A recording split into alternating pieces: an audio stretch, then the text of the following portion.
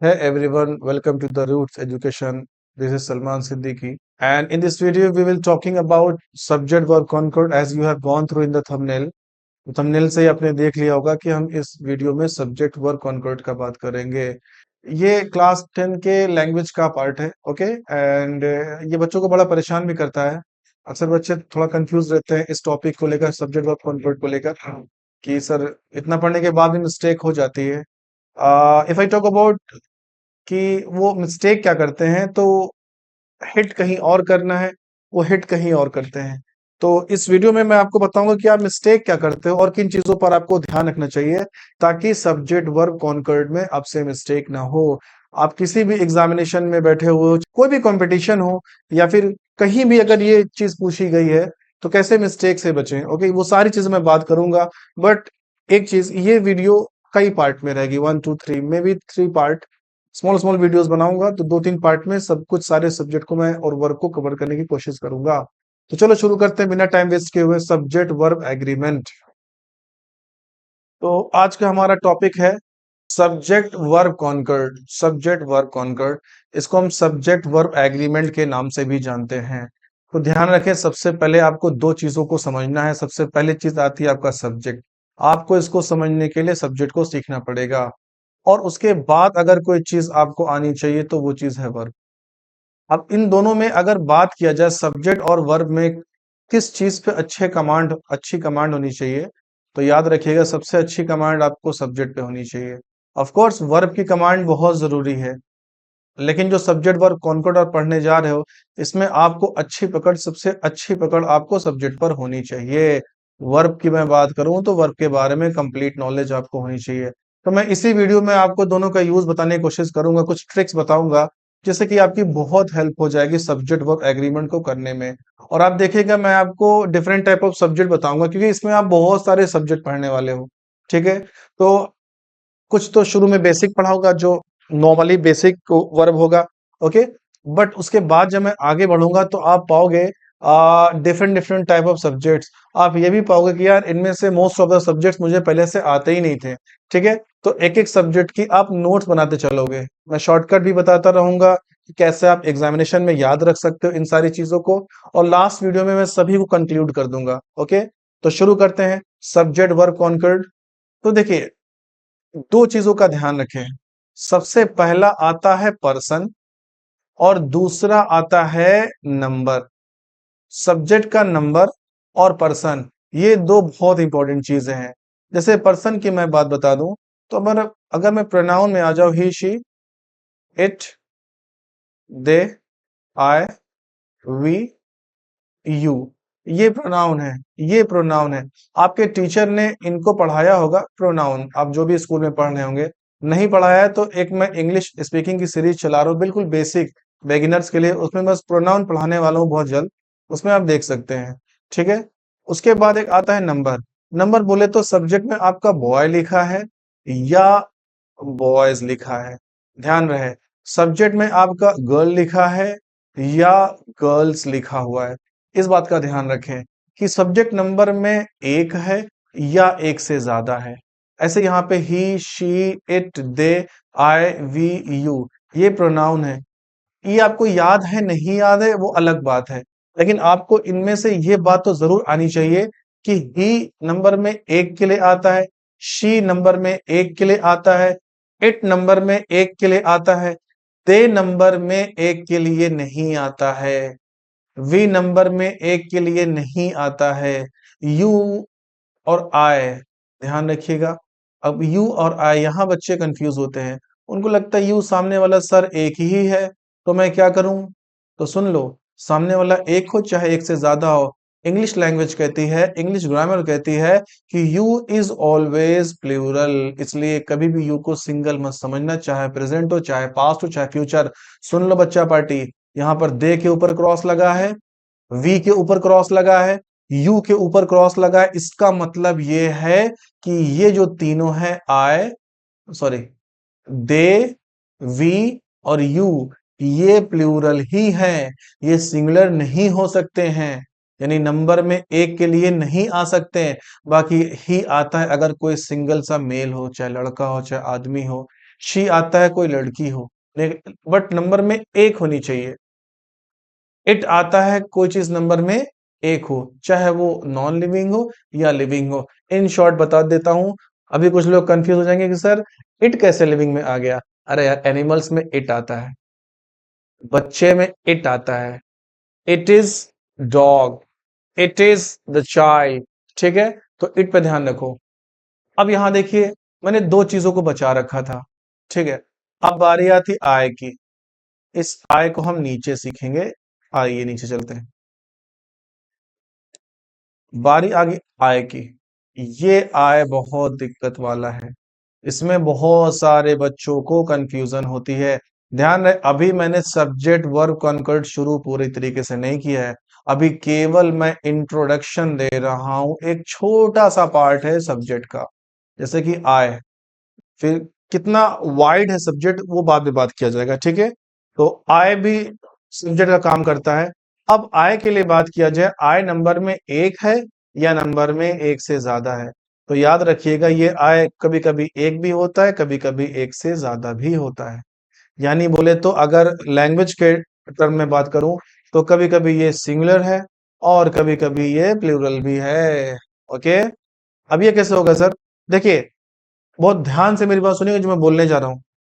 अगर आई प्रेजेंट में है तो ये बात कंफर्म है कि वो प्लूरल है। ध्यान रखिएगा। अब देखो, मैं आपको प्रूफ करके दिखा रहा हूँ आई प्रेजेंट में क्यों प्लूरल है। जैसे आई, अब इज, एम, आर, गोइंग लिखा होता है। एक एग्जाम्पल के तौर पे समझ लो, ये आपको वर्ब को चूज करना है, तो आप यहाँ पर एम यूज करते हैं, आई के साथ इज ना यूज करते हैं। आपको कि सर ये तो फिक्स कर दिया गया है। अच्छा रुक जा भाई, थोड़ी जानकारी है तो देख लो। I have, I has a pen, ये लिख दिया मैंने। अब बताओ, आई हैव अ पेन कि आई हैज अ पेन? आप कहोगे sir I have a pen सही, मैंने हमेशा बोला है। हाँ बेटा, इसलिए सही है क्योंकि जो प्रेजेंट होता है, प्रेजेंट। ओके, अब आय की बात करेंगे। आय जब पास्ट में जाता है, आय जब पास्ट में जाता है, तो आय पास्ट में हो जाता है आपका सिंगुलर। अब कुछ लोग कहेंगे ये क्यों है, इस पे क्वेश्चन करेंगे। तो अभी इसका जवाब देने के लिए मेरे पास बहुत समय नहीं है। कभी एक्स्ट्रा वीडियो कभी मूड हुआ बनाऊंगा तो उस पर अपलोड करूंगा।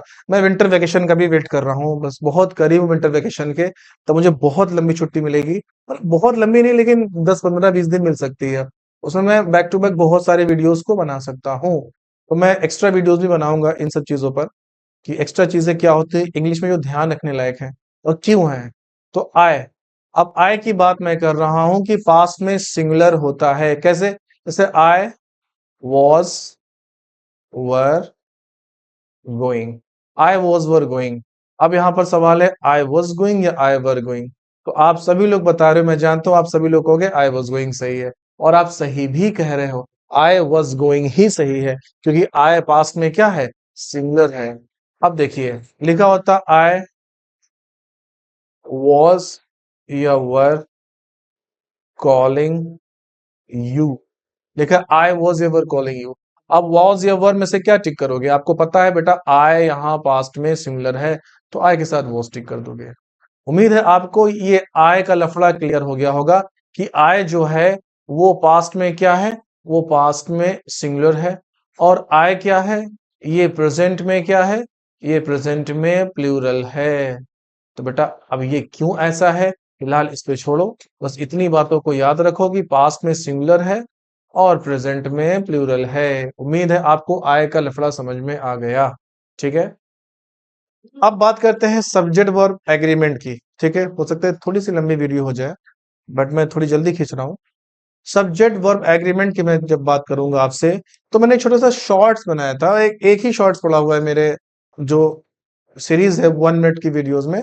तो आप देखोगे उसमें मैंने आपको समझा रखा है कि किस सब्जेक्ट के साथ कैसा वर्ब यूज किया जाता है। एक ट्रिक बताइए, फिर से उसको रिपीट किए दे रहा हूं। मैं ये कह रहा हूं कि आप अगर वर्ब को देखोगे, तो जैसे मैंने ऐसे लिख दिया, एक वर्ब की मैं लिस्ट बना रहा हूं, सिंपल वर्ब की लिस्ट बना रहा हूं। Is, am, are. एक मैं ट्रिक आपको बता रहा हूं, बता भी चुका हूं, फिर से रिपीट कर दे रहा हूं। मैंने कहा था जब सब्जेक्ट नंबर में एक हो। सवाल ये है, सर सब्जेक्ट क्या है? हाँ, सही सवाल है।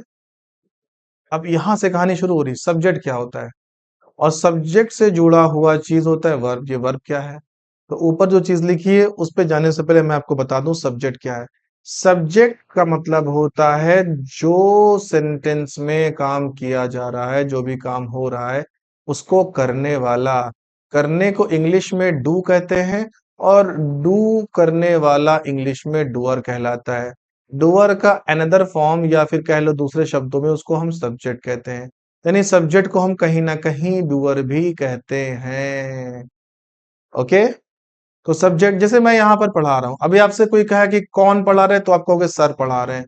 तो सर का काम यहाँ पर क्या चल रहा है? जैसे यहाँ पर एक काम हो रहा है टीच का, टीच हो रहा है, तो ये करने वाला मतलब ये वर्ब है।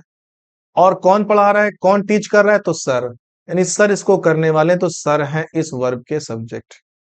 यहाँ पर आप क्या कर रहे हो before the video? So let's see. आप यहाँ पर स्टडी कर रहे हो, स्टडी कर रहे हो। और स्टडी करने वाला कौन है? आप। आपको मैं फिलहाल मानूंगा कि आप स्टूडेंट्स हो, ठीक है। तो स्टूडेंट्स इस काम को कर रहे हैं, यानी स्टडी करने के काम को करने वाला स्टूडेंट है, तो स्टूडेंट सब्जेक्ट है। टीच करने वाला जो है वो टीचर है, तो टीचर क्या है? सब्जेक्ट है।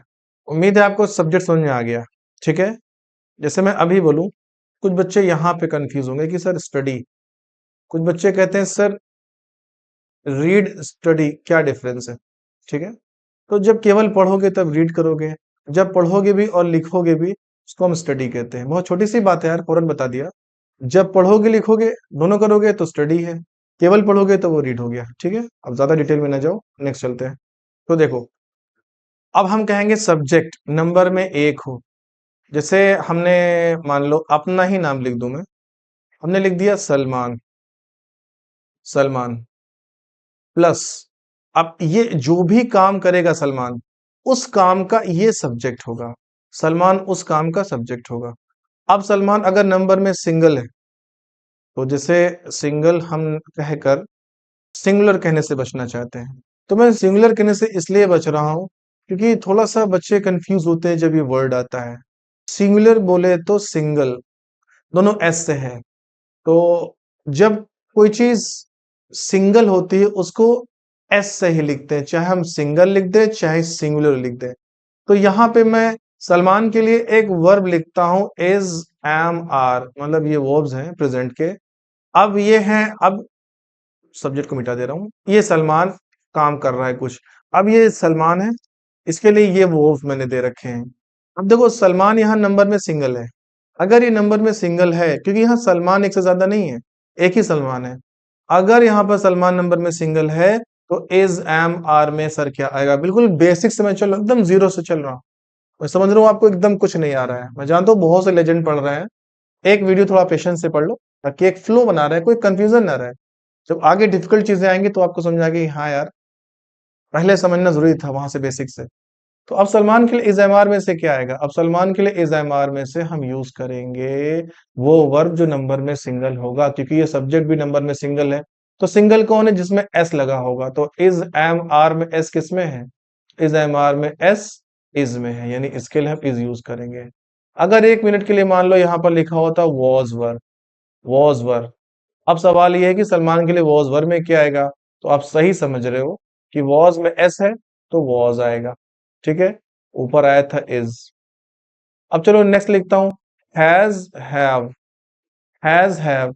अब सवाल ये है कि सलमान के लिए हैज, हैव में कौन आएगा?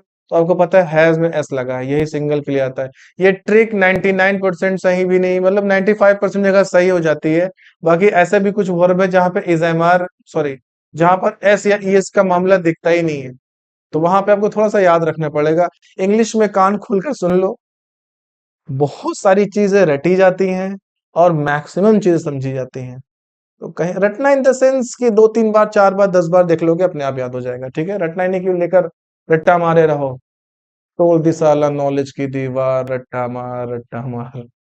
अभी चलते हैं, देखो डू, डज, डू डज। अब यहाँ पे सलमान के लिए क्या आएगा? सलमान के लिए डू डज में से कौन आएगा? अब सलमान नंबर में सिंगल है, अगर सलमान सिंगल है तो डू डज में क्या आएगा? डज आएगा, क्योंकि डज में भी एस लगा हुआ है। ठीक है, तो हैज आया, ऊपर इज वॉज हैज और डज। ऐसे कोई भी वर्ब लिख दूं, मैं गो लिख दूं, गोज लिख दूं, ये मैं बता चुका हूं। 1 मिनट की वीडियो है, जाके शॉर्ट में देख लीजिएगा। अब सलमान के लिए गो गोज में से कौन आएगा, जिसमें एस है वो आएगा तो गोज आ जाएगा। तो Salman is, Salman was, Salman has, Salman does, Salman goes, हो गया। 1 मिनट के लिए मान लो यहां पर लिखा होता बॉयज, यहां लिखा होता बॉयज। अब बॉयज नंबर में एक से ज्यादा है, बॉयज नंबर में एक से ज्यादा है, तो वो वर्ब आएगा जिसमें एस नहीं है। तो बॉयज के लिए क्या आएगा, बॉयज के लिए इज एम में से आर आ जाएगा, वॉज वर में से वर आ जाएगा, हैज हैव में से हैव आ जाएगा, डू डज में से डू आ जाएगा, गो गोज में से गो आ जाएगा। जितने को मैंने डार्केस्ट फॉर्म में अंडरलाइन किया, आप देखो तो किसी में एस नहीं है। तो कौन सा वर्ब किस सब्जेक्ट के साथ एग्री कर रहा है, इसी को हम कहते हैं subject verb agreement, subject verb agreement.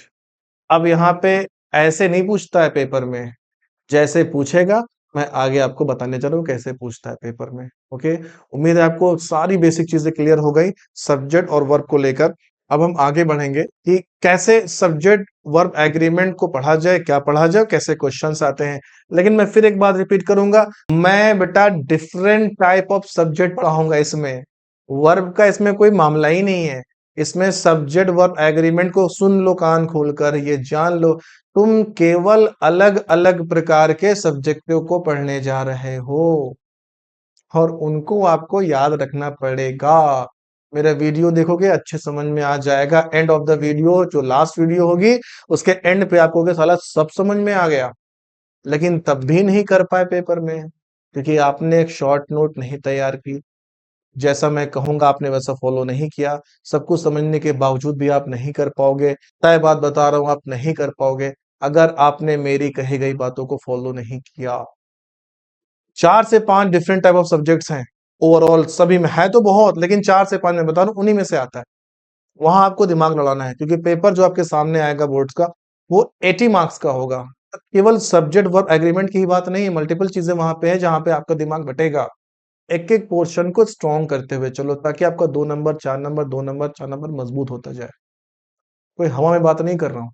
Okay, चलिए आगे बढ़ते हैं। ये रहा पहला सेंटेंस, मैं पढ़ दे रहा हूं आपको। Books of Rahul was were costly. Rahul की किताबें क्या थी, कॉस्टली थी। ठीक है, अब यहां पे आपको पिक करना है कि वॉज आएगा या वर आएगा, बुक्स ऑफ राहुल। ठीक है, ऐसे भी आ सकता है, bunch of keys is am are lost. अब आप बताइए क्या टिक करोगे इज एम आर में से। ये दो सेंटेंस आपके सामने आया in the form of subject verb agreement, क्या टिक करेंगे। तो कुछ लोगों ने यहाँ पे टिक किया होगा पहले सेंटेंस में वॉज, और कुछ लोगों ने वर्ब। यहाँ पे कुछ लोगों ने इज और कुछ लोगों ने आर। एम को कोई टिक नहीं किया होगा, इतना सभी लोग जानते हैं। अब मैं ये नहीं कर, हो सकता है कि 70% बच्चों का सही हो, 30% का रॉन्ग, दोनों में। लेकिन मैं ये नहीं चाहता हूं, मैं चाहता हूं कि 100% बच्चों का सही होना चाहिए। अब मैं बताने जा रहा हूं कि सही क्या है इसमें से। ओके, तो आपने इस सेंटेंस में पिक किया कि क्या सही है। जैसे books of Rahul was were costly, bunch of keys is am are lost. ठीक है, अब क्या टिक करेंगे, तो बुक्स ऑफ राहुल में हम टिक करेंगे वर। ठीक है, वर यहां पर सही ऑप्शन होगा। अब यह bunch of keys is am are में क्या टिक करेंगे, तो अब थोड़ा अंदाजा आप लगा सकते हो, यहां पे होगा इज। ठीक है, अब ये कैसे हो गया सर, उल्टा हो सकता है। ऐसा भी हो सकता है कि 30% लोग का राइट हो, 70 का रॉन्ग हो। मैं नहीं जानता आप किस लेवल से पढ़ रहे हो, लेकिन मैं ये जानता हूं कि आप 0 लेवल के हो, इसलिए मैं एकदम 0 से पढ़ा भी रहा हूं। ओके, तो बेटा सुन लो, अब ये कैसे सही होगा। ऑफ, जब कभी आपको सब्जेक्ट में ऑफ दिखे, वर्ब से पहले हमेशा सब्जेक्ट आता है। ठीक है, ये एक स्टैंडर्ड फार्मूला जान लो, मैं यही बता दे रहा हूं, चाहो तो लिख लो चाहे समझ लो। सब्जेक्ट के बाद वर्ब आएगा, ग्रामर में यही स्ट्रक्चर होता है। उसके बाद ऑब्जेक्ट आता है, ये ग्रामर का पार्ट है। ठीक है, तो ध्यान रखना, वर्ब से पहले वाली चीज सब्जेक्ट होती है, वर्ब के बाद वाली चीज ऑब्जेक्ट होती है। तो यहाँ पे इज एम आर लिखा, इट मीन्स ये वर्ब है, तो इससे पहले वाली चीज सब्जेक्ट ही है।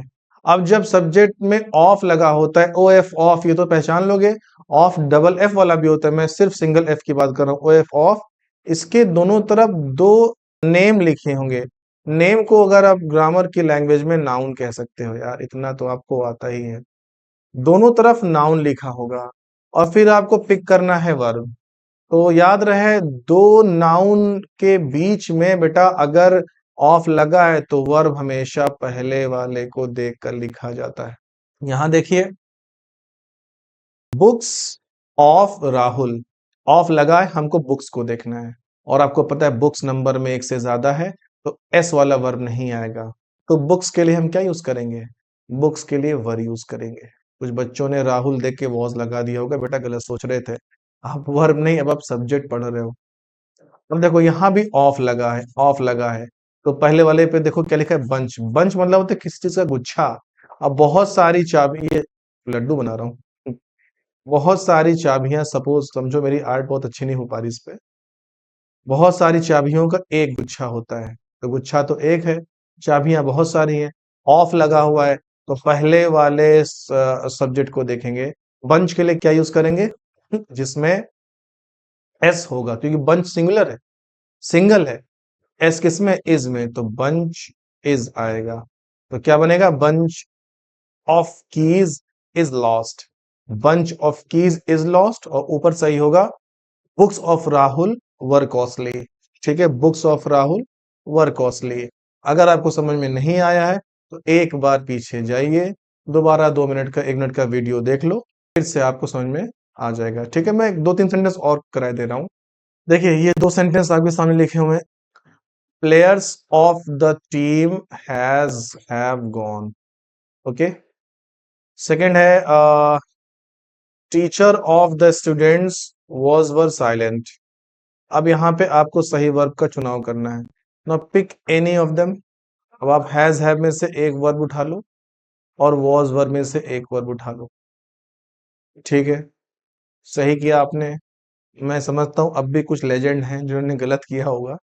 तो फिर से देखो, यहाँ पे ऑफ है, ऑफ में पहले वाले को देखा जाएगा। ठीक है, अब गलत कर रहे हो तो सिर्फ यही रीजन है कि जो मैंने अभी शुरू में बताया है कि सिंगल सब्जेक्ट के साथ सिंगल वर्ब आएगा जिसमें एस या एस होगा, तो वहां पे आपको वो चीज कंफ्यूज कर रही होगी। जैसे लिखा है प्लेयर्स, प्लेयर्स नंबर में एक से ज्यादा है, वो वर्ब आएगा जिसमें एस नहीं है। देखो हैव में एस नहीं है, तो प्लेयर्स के साथ क्या आ जाएगा? हैव। तो क्या बना? Players of the team have gone. Correct. Players of the team has gone incorrect. बेटा ऑफ वाले में पहले को देखेंगे। अब दूसरा तो सही हो गया होगा जिनका पहला सही है। Teacher of the students, student ज्यादा है लेकिन टीचर एक ही है। और अगर टीचर सिंगल है, टीचर एक है, इसमें से वॉज वर्ब में से कौन सिंगल है?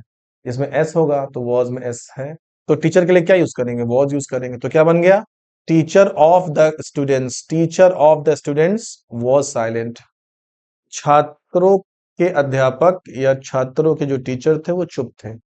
Players of the team have gone, players of the team have gone, team के खिलाड़ी जा चुके हैं। Okay, so I hope you have got the first step of subject verb agreement. तो नेक्स्ट वीडियो में मैं आपको डिफरेंट टाइप ऑफ सब्जेक्ट और बताऊंगा। आप अपनी एक नोट्स मेंटेन करते चलो, ये मैं पढ़ा दूंगा तो कहीं आपका जाएगा नहीं, 2-4 नंबर जितना कभी आता है कहीं हिलने वाला नहीं है। ठीक है, आज बस इतना बताया कि अगर ऑफ है और दो सब्जेक्ट लिखा है तो हमेशा याद रखना पहले वाले को देखना है। इसको ऐसे बना लो डब्बे की तरह, मैं डब्बा डब्बा खिलाऊंगा आपको पूरे 2 वीडियो में। ऐसे 2 डब्बे बनाऊंगा, और भी डिफरेंट चीजें, और आएगा, एंड आएगा, वहां पे आपको मैं चीजें बताता रहूंगा। तो जब ऑफ के दो साइड पे सब्जेक्ट है तो हमेशा पहले वाले को देखकर लिखा जाएगा आपका वर्ब। इतना रिपीट कर दिया है मैंने कि आपको अब तो याद हो जाना चाहिए यार। आप भूल जाओ then you are true legend. So मिलते हैं नेक्स्ट वीडियो में। और मैं स्टूडेंट्स ऑफ क्लास 10th में चाहूंगा कि आप अपने फ्रेंड्स को शेयर करते रहो, और जितना शेयर कर पाओ करो, क्योंकि जितना अच्छा रिस्पॉन्स उतनी ज्यादा वीडियो। सिंपली बता रहा हूँ, मैं 12 का वीडियो लिटरेचर का शूट कर चुका हूँ, मैं बहुत जल्दी एडिट करके उसको भी लाने वाला हूँ। सो मिलते हैं नेक्स्ट वीडियो में। Thank you so much for watching today.